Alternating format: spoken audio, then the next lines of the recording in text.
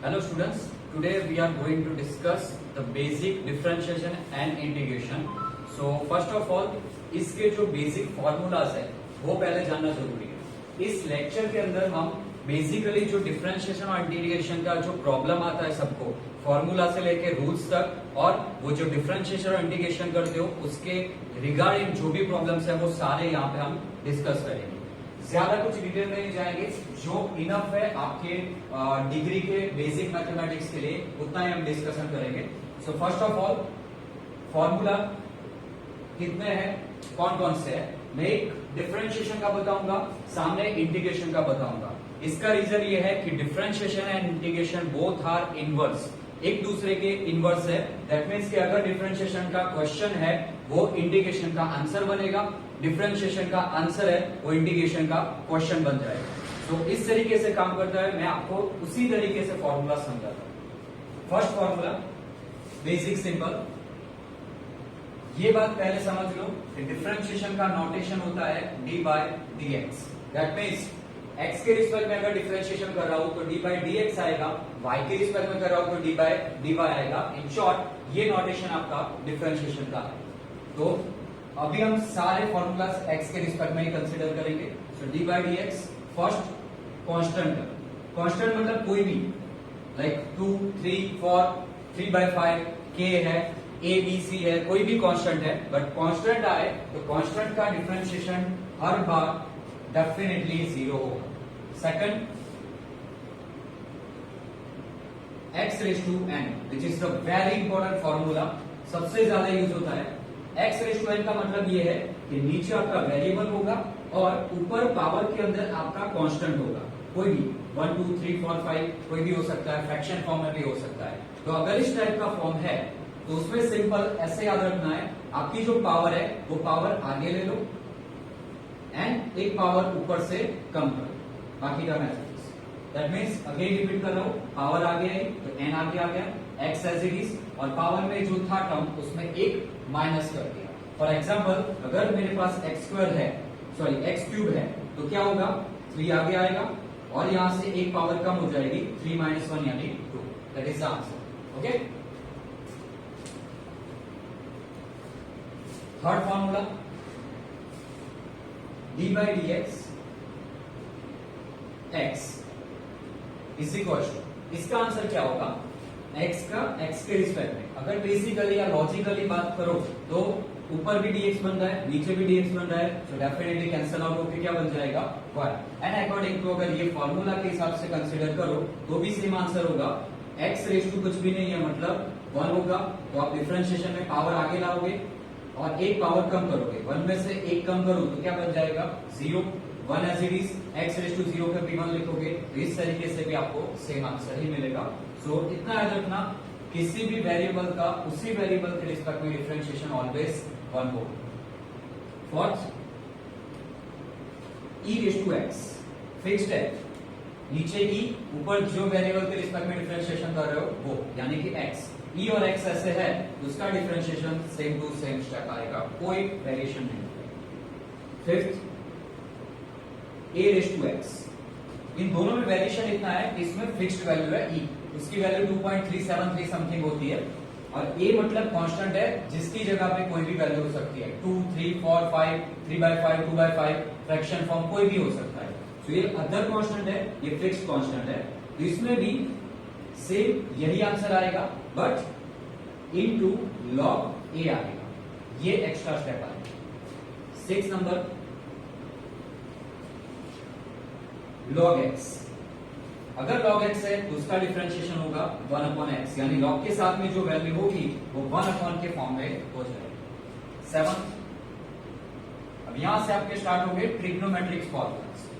तो पहला trigonometric function सबको पता है, sin x होता है, तो sin x का डिफरेंशिएशन cos x। एक बार मैं लिख देता हूं, फिर इसके साथ में ही आपको फॉर्मूला समझा देता हूं। cos x का होगा minus sin x, tan x का आएगा sec square x, cot x is equal to minus cos x square x, sec x is equals to sec x into tan x, and last one cosec x is equals to minus cosec x into cot x। अब ये सारे formula जो 6 है trigonometric वाले एक साथ में समझा था। पहली बात पेयर समझो, साइन कॉस की पेयर बनेगी, टेन सेक की पेयर बनेगी और कॉट कॉसेक की पेयर बनेगी। ओके, तो इस पेयर के हिसाब से ही आपको याद रखना है। तो ट्रिग्नोमेट्रिक फंक्शन का डिफरेंशिएशन बहुत इजी हो जाएगा। लाइक साइन का डिफरेंशिएशन कॉस होगा, कॉस का differentiation sine, same again tan है तो उसके अंदर सेक आएगा, सेक के अंदर टेन आएगा, कॉट के अंदर कॉसेक आएगा, कॉसेक के अंदर कॉट आएगा। तो इस तरीके से आपकी पैनल बनेगी। अब साइन का सीधा कॉसेक्स होगा, कॉसेक्स का माइनस साइन एक्स। माइनस में आपको एक तरीके से बता दूंगा कैसे सीधा सिंपल याद रखना है। तो अभी माइनस को भूल जाओ, साइन का कॉस, कॉस का साइन। टेन का है तो सेक स्क्वायर एक्स आएगा, टेन रिलेटेड टू सेक है तो उसका सेक स्क्वायर एक्स आएगा। कॉट एक्स का सेम ऐसे ही है, बट कॉट के साथ कौन सा रिलेटेड है फंक्शन, कॉसेक, तो यहाँ पे कॉसेक स्क्वायर आ गया।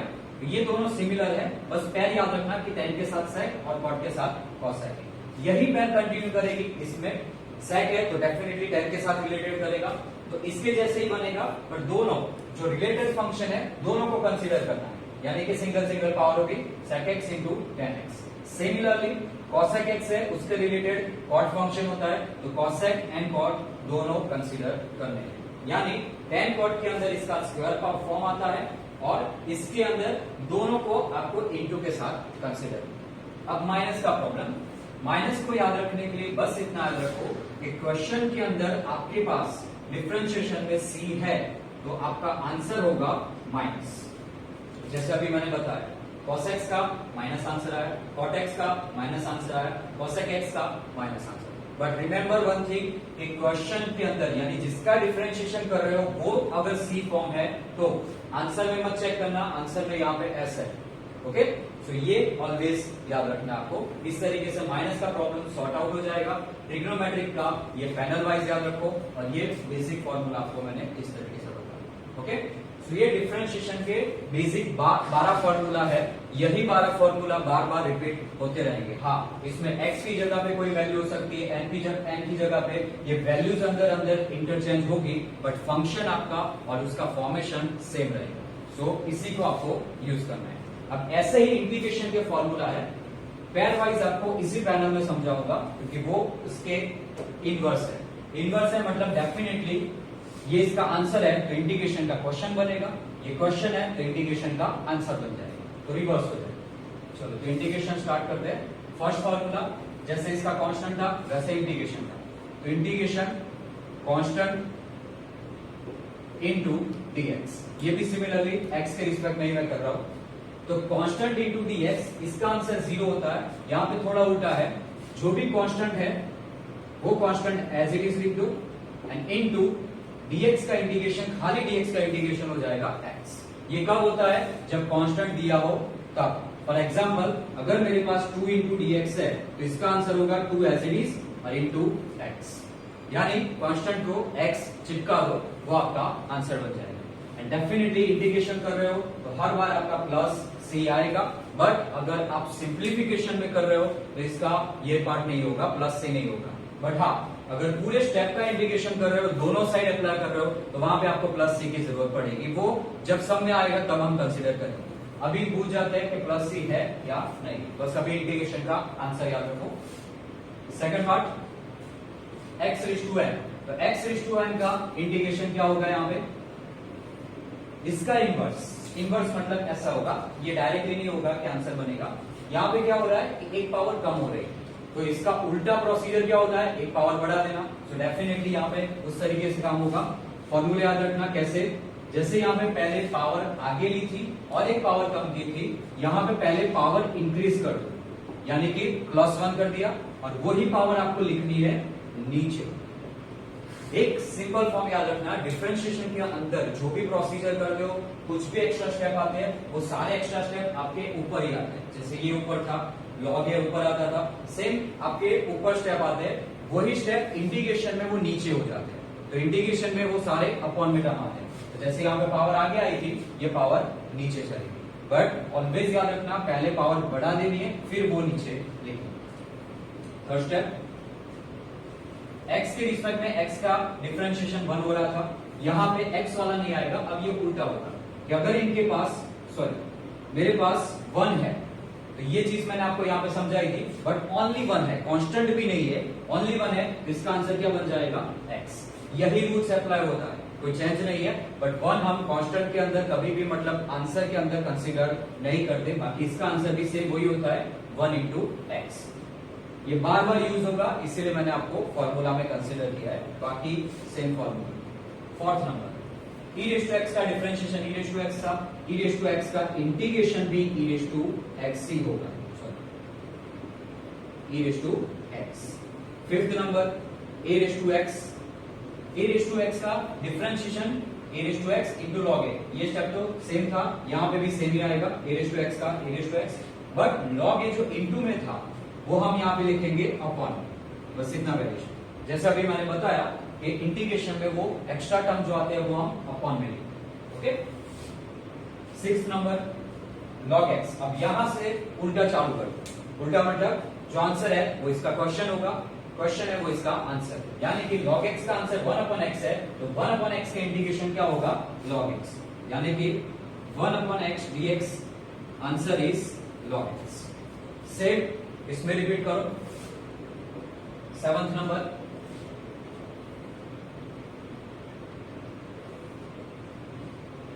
cos x आंसर है, तो sin x का डिफरेंशिएशन cos x हो रहा है, तो cos x का इंटीग्रेशन होगा sin x। तो integration of cos x dx is equal to sin x। 8 number, reverse again, sin x का इंटीग्रेशन क्या हो जाएगा, cos x होगा, बट यहाँ पे sin x के साथ में माइनस है, वो हम यहाँ पे कंसीडर नहीं करते, तो आंसर में कंसीडर होगा minus cos x। 9th, tan x का डिफरेंशिएशन sec स्क्वायर x है, तो sec स्क्वायर x का इंटीग्रेशन क्या होगा, tan x। So sec square x dx is equal to tan x। 10th number, similarly cos x square x का integration क्या होगा,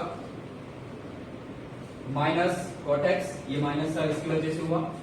similarly sec x into tan x, इसका integration होगा, जो इसका क्वेश्चन था, sec x। रिवर्स चल रहा है पूरा का पूरा। Last one, cosec x into cot x dx, तो यहां पे क्वेश्चन था cosec x, तो इसका आंसर भी ये होगा, बट माइनस भी कंसीडर करना पड़ेगा, so minus cosec x answer आएगा। तो जैसे 12 फॉर्मूला मैंने आपको डिफरेंशिएशन के सिखाए, सेम वैसे ही उसके ऊपर से ही इंटीग्रेशन कंपैरिजन में बता दिया। ऑलवेज याद रखना, डिफरेंशिएशन सिर्फ याद रखो, उसके ऊपर से इंटीग्रेशन के फॉर्मूला याद रखो, दोनों एक साथ याद रखोगे डेफिनेटली कंफ्यूजन होगा। और ये माइनस कर रहे हो डिफरेंशिएशन में, उसकी जगह इंटीग्रेशन में माइनस हो जाएगा, इंटीग्रेशन में प्लस कर रहे हो तो डिफरेंशिएशन में हो जाएगा। सबसे ज्यादा कांस्टेंट का बहुत कंफ्यूजन होता है, डिफरेंशिएशन में कांस्टेंट 0 हो रहा है, बस इतना याद रखो, यहाँ पे उसमें क्या हो जाएगा, इंटू एक्स हो जाएगा। हाँ, अगर रिस्पेक्ट टू वेरिएबल x की जगह y है, तो यहाँ पे y भी हो सकता है, जिसके रिस्पेक्ट में कर रहे हो वो काउंट होगा। यहाँ पे मैंने 12 फॉर्मूलाज लिखे, इसमें ट्रिग्नोमेट्रिक के फॉर्मूला सेट करो, तो साइन एंड कॉस तो आ गया, बट बेसिक जो tan, cot, sec और cosec उसके इंटीग्रेशन के फॉर्मूला नहीं आए, वो 4 एडिशनल फॉर्मूला है। 13 नंबर, tan x dx, इसका भी सेम जैसे मैंने पैनल बताई थी, ट्रिग्नोमेट्रिक फंक्शन की जो पैर बताई थी, उस हिसाब से ही काम करेगा। tan के साथ पैर कौन सी बनती है, sec की, तो यहाँ पे क्या आएगा, log sec x। ओके, ये 4 जो नीचे फॉर्मूलाज आएंगे, चारों के चारों में log डेफिनेटली आएगा। 14 cot x, अब ये थोड़ा याद रखना पड़ेगा, cot रिलेटेड था cosec के साथ, पर यहाँ पे हम cosec नहीं लिखेंगे, उसका उल्टा, cosec का उल्टा होता है sin फंक्शन, सो log sin x है। 15 sec x, sec रिलेटेड है tan के साथ, यहां पे चेक करो, sec का डिफरेंशिएशन हम sec और tan दोनों कंसीडर कर रहे थे, सिमिलरली यहां पे भी वही होगा, सिर्फ log साथ में रहेगा, sec और tan दोनों कंसीडर होगा और बीच में आएगा प्लस, ये याद रखना। 16 लास्ट वन, cosec x, वो भी इसी तरीके से बनेगा, cosec है, so definitely cosec and cot दोनों कंसीडर होगा, बट बीच में साइन आएगी माइनस, प्लस है माइनस है, ये तो चलो प्लस मतलब ये समझ में आ गया।